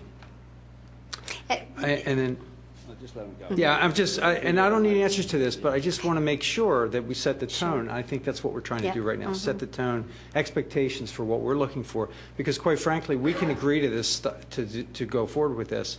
And if we build this program and none of us are happy with it, we're not going to enact it. So we're going to spend the next year building a program that the commissioners won't vote on in a year from now. That's a big waste of my time. So we want to make sure we do this. That's my only comment now. So Thank you. I want to thank you, though, for your time tonight as well. Thanks, Bill.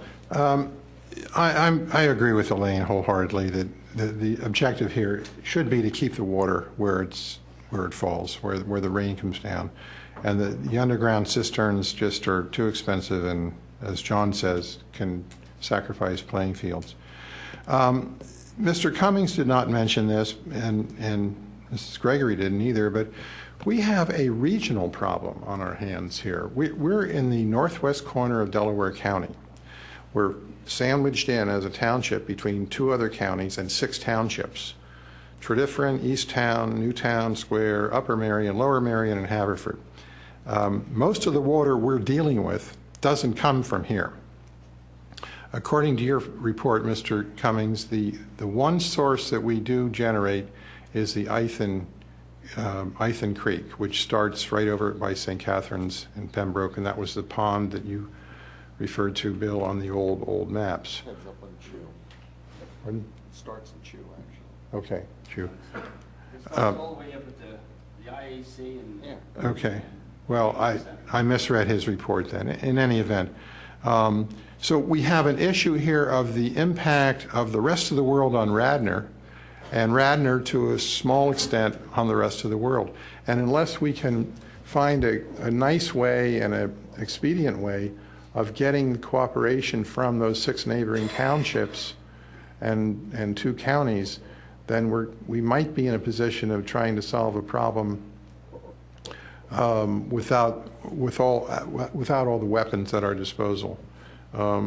So that's basically it. Nobody covered the regional problem, and I think at some point Jim, we're going to have to really get onto it. I think if you really, it's Tredyffrin is the only township that impacts Radnor. The rest of them don't flow here. A little bit, but Haverford doesn't, Newtown doesn't, New Marlboro doesn't. Well, Darby originates in Easttown. No. Darby Creek originates in Easttown. Gulf Creek originates in Tredyffrin, and as I said, Ithan, and it originates right here.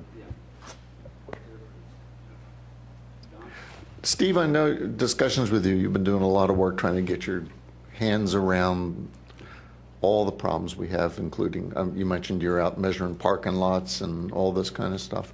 Have you started to try to quantify storm sewers and those types of things and the ages? That's one thing. We have some mapping of the storm sewer system in the township. Just to give you an idea, the gentleman in our department, we're doing a mark out for an Aqua Pennsylvania water project that's going to be over near Radnor Street Road. And it's an old portion of the township.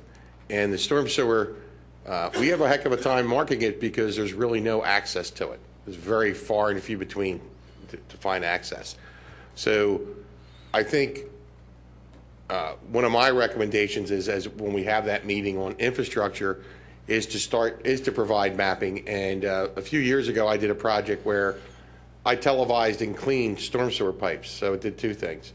You know, it was bid out. It cleaned the pipe, but it also gave us an evaluation of the how the pipe was lasting through all these years. And also it helped us determine where it went. Because really that's part of the problem. We have a lot of in the older sections of townships. So at this point for our infrastructure meeting, we won't have, other than what we currently have on our maps, any other quantification on storm sewer. That's probably going to be a different phase. But that can also be part of, you know, I've heard all the different commissioners regarding what, if such a fee was enacted, what it could be used for. And it can be used for many things. You know, I think one of the commissioners mentioned part of the problem is we don't really know what our problem is yet, all the way through. We don't know how much pipe we have to replace. You know, Commissioner Fisher, how many miles do we have to replace in a certain amount of time? Some of it is probably perfectly adequate.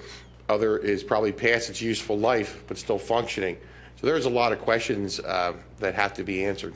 Now, will we see benefit as we move forward with this project, that it'll reduce inflows, I&I problems with our sanitary sewers, which actually ends up saving the citizens a lot of money if we can? Absolutely. It was mentioned in the Chagrin report and, you know, on Midland Avenue, the sanitary sewer there. But I think Commissioner Schaefer's point was quite spot on also. You know, my thought would be on where Gilmore is pricing out, they're going to give us a proposal for storm sewer on Forest. Okay? And what I had asked Dave to do was, I don't want to just convey this water. I think we need, on every storm sewer project we need to say, okay, a certain frequency storm we're going to infiltrate, and we're going to do it in the street. Let's reduce what we have before we convey it. Let's see what we can do. When you do that, we have our aging sanitary sewer system. I think that would be a time to address that, either through replacement or slip lining. So I think the two dovetail together. And we pay by the gallon for our sanitary sewer. So every gallon of stormwater that we don't put in there is a savings. And then also, to John's point of where do you get the money, I guess my understanding is you would do this with bonds. And, you know, a $10 million bond, what is the carrying's about $700,000 we're paying for our $10 million open space bond right now? It's $44,000 per million per year, Okay. typical. Right. So it's not like we have to run out today and get $1 million from or $10 million. It's done with long-term bonds. So it's not quite as big an issue. And then the last question I had for Still have to Ryan. be paid back, John. Yes, it does. But you buy a house. How do you buy your house? Did you plop down cash for your house? People do. Not. All right, let's not have a too debate. much. Go ahead. The other thing I wanted to ask Ryan, you know, before there were any houses, before there were any streets around here, there was flooding. We had marshes.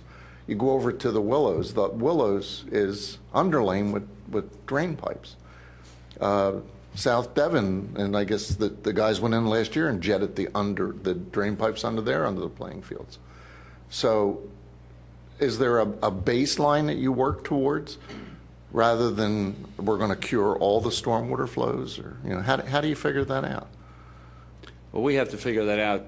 We're here to discuss funding with her this evening. That's the issue. We got a lot of problems, and we have a lot to figure out. Knowing the baseline affects the cost. All right, we'd like to get to the public now. So if you could, Check over there. that's right. Thank And you.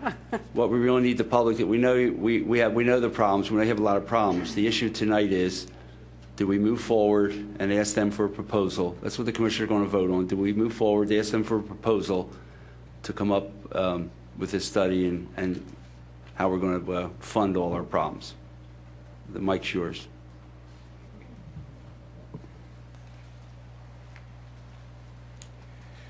Good evening, Commissioners. Ken Taylor from Willow Avenue.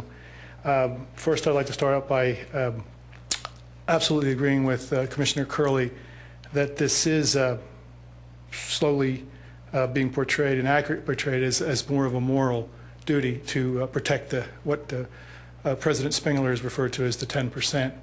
And it isn't a 90-10 Please don't call me issue. president, please. It isn't a 90-10 issue because we don't treat our other problems that are similarly dealt with by tax dollars or fees in that way. we take the snow off of all the roads at taxpayer expense. We don't pile it on 10% of the properties or 10% of the roads. And I do disagree with Don a bit as to the similarity of other utilities.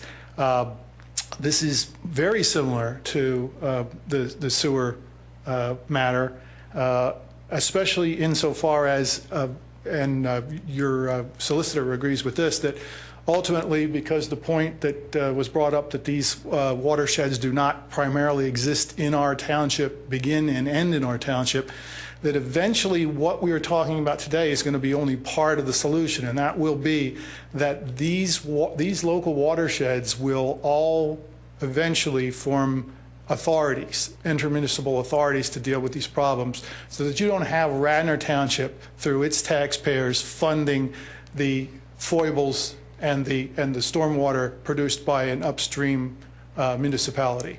But for the immediate time, we need to deal with the impact on the citizens of Radnor. As far as the process, obviously, we, as the young lady presented, have a choice of funding this as we do our normal capital improvements. However, that would be good as having to do the equity of having this fall a slightly greater financial burden on larger properties that would produce more of the product that we're trying to deal with here. The negative would be if we did it through our taxing, it would continue to exempt the very large nonprofit institutions that aren't subject to those taxes. So we've got a little bit of a conflict there about how we would go with the funding. I would not like to see a fixed fee per household, because I don't think that relates to how those households contribute to the problem. I agree with Commissioner Schaefer that credits for on-site or other methods done by the household should result in a diminution or perhaps an elimination of that household's financial responsibility toward this. I would also submit that those households, those properties upon which the streams exist on their deeds, should similarly be qualified for some kind of a credit, just as the people who are remediating the water on their properties.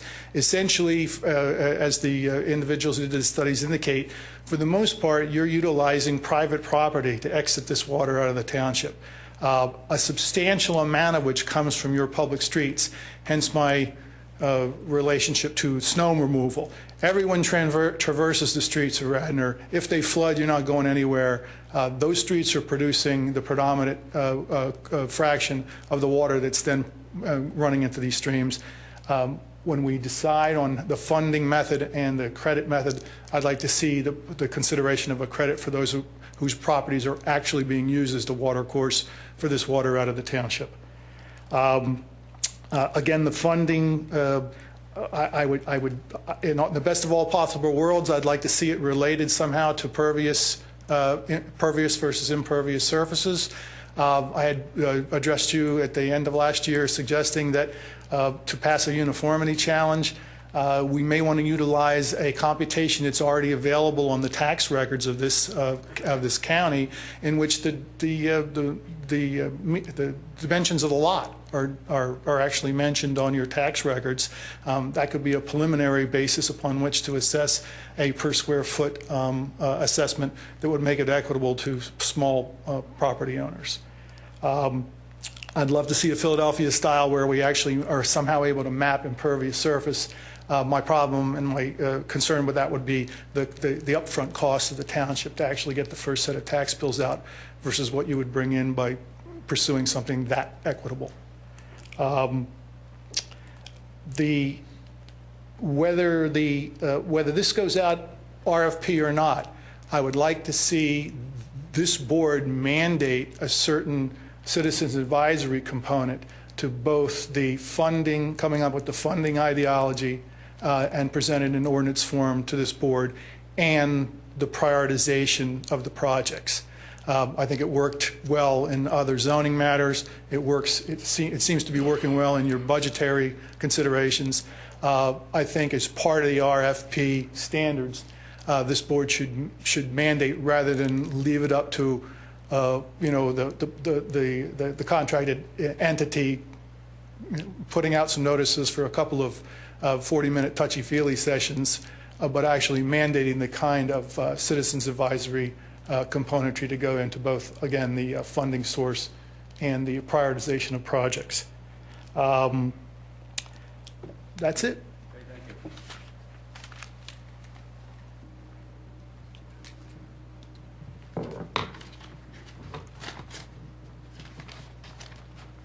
I'm Craig Sullivan. I live on West Beach Tree in Ward 1.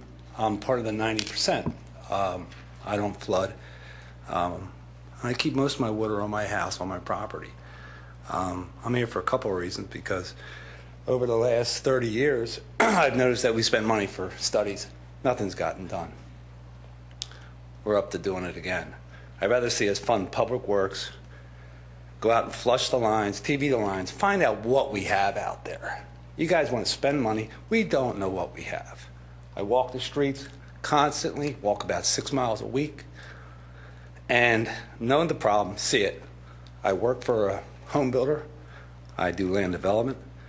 I notice all the inlets in the area, margins are maybe 2-3 inches. Water bypasses that inlet, goes down to another place. It's out of the watershed. It's not getting into the pipe. We have a process in Delaware County where we overlay the roads. Gutters disappear. There's no gutter line on the curbs. The water's jumping in someone's yard, running down and flooding them out. I think we need to fund Steve's department, do a survey, table this, $700,000. Plus, if we're going to fee us, we need to fee Triffin, we need to fee Haverford, we need to feed Lower Marion, and it does shed that way. County Line Road, that water comes right down into Garrett Hill area. Upper Marion, County Line Road, goes right down into that creek. All the creeks have trees that have fallen down. There's no maintenance in the creek sheds. So we want to spend money. We need maintenance. That's what we need.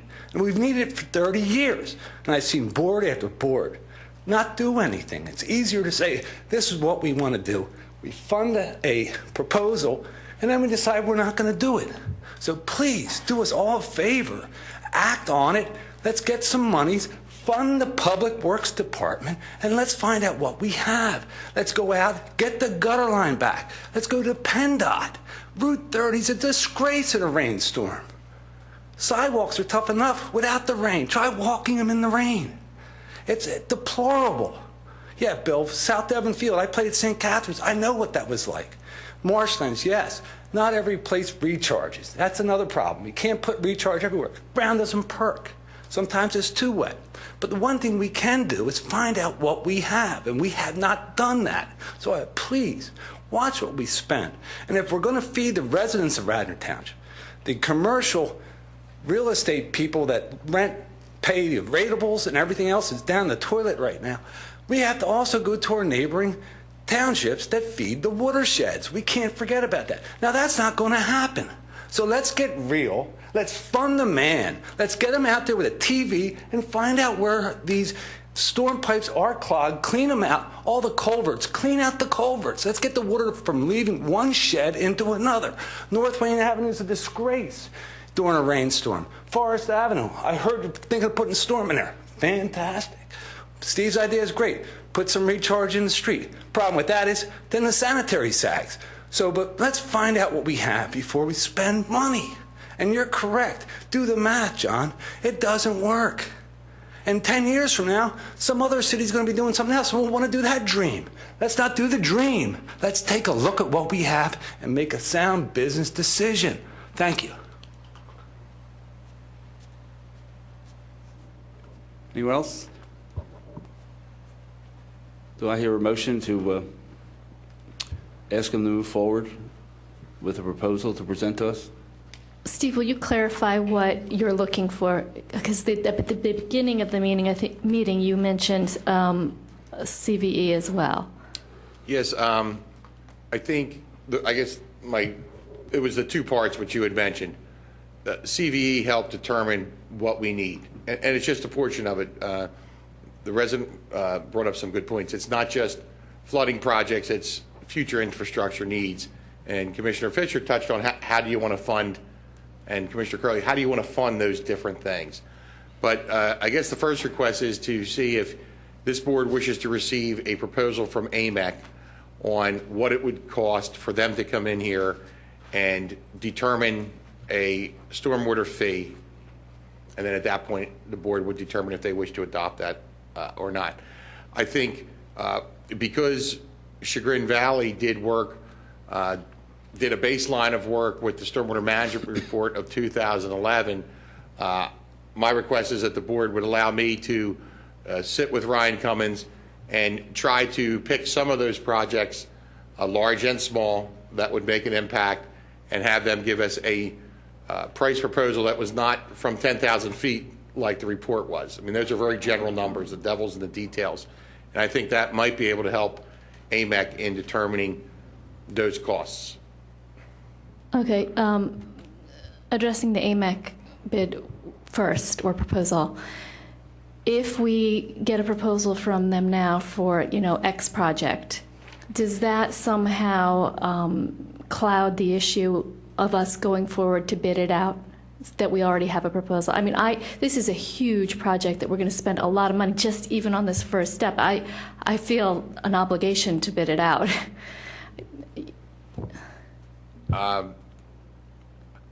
Receiving and again, this is probably a question for the solicitor, but receiving a proposal, I mean, I think we have the opportunity to put out a request for proposals at any time, whether we receive one and decide that we didn't want to just go with one, and then we can put together a proposal to go out to other firms, and then at that point, AMEC would be, we could or could not invite them to provide a proposal, because what we put out might be materially different than what they propose once everybody's had a chance to look at it. Right.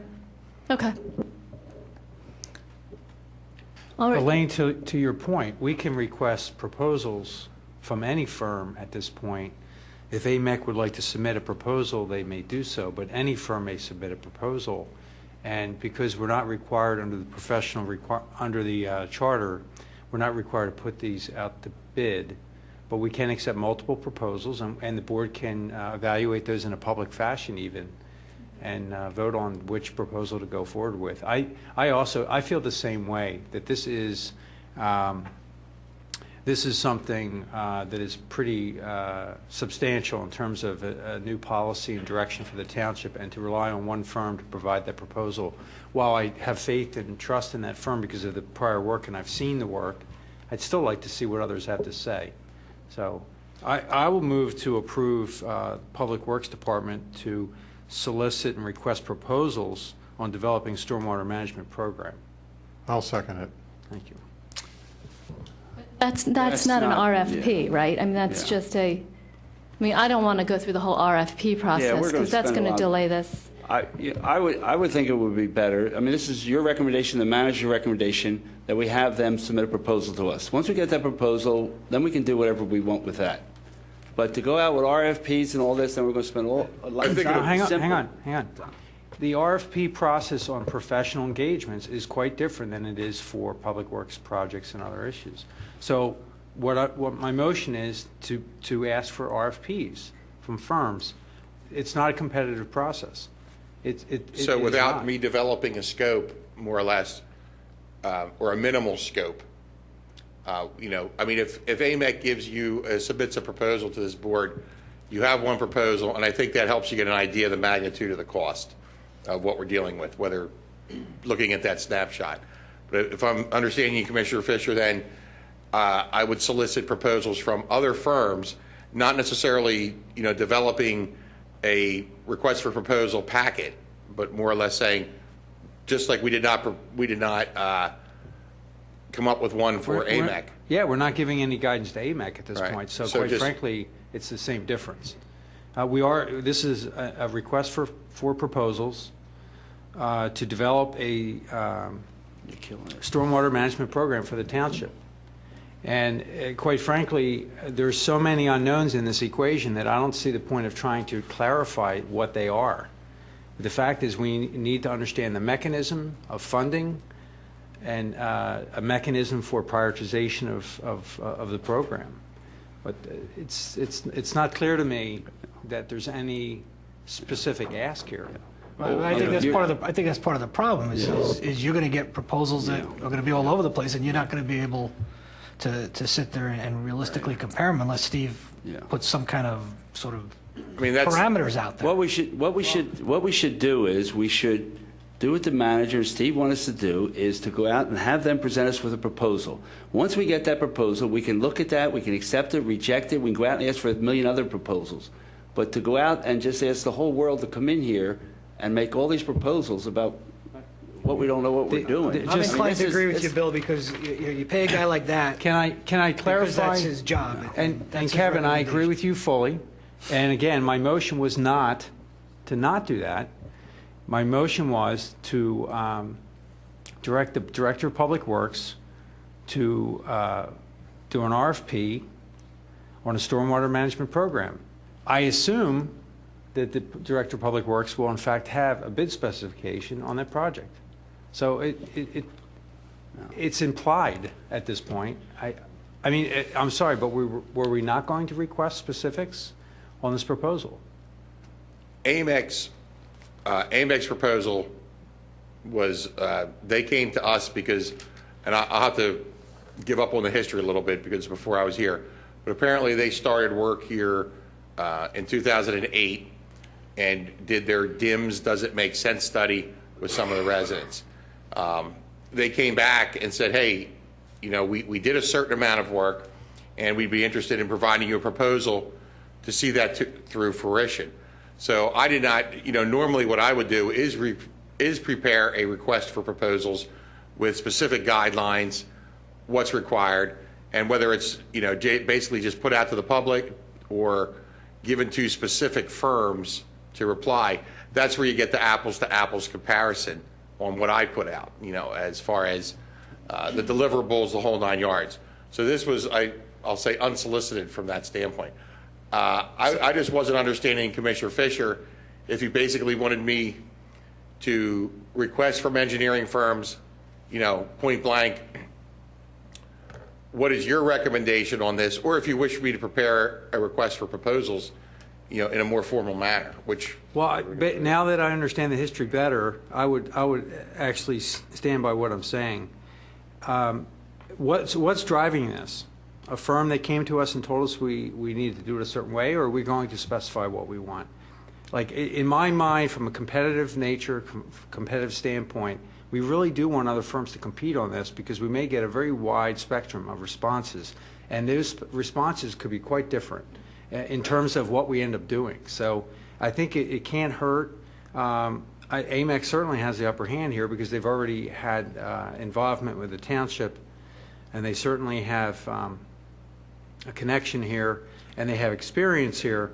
But if you're able to produce an RFP specification, if you think that's something you can reasonably do in a short period of time, please do.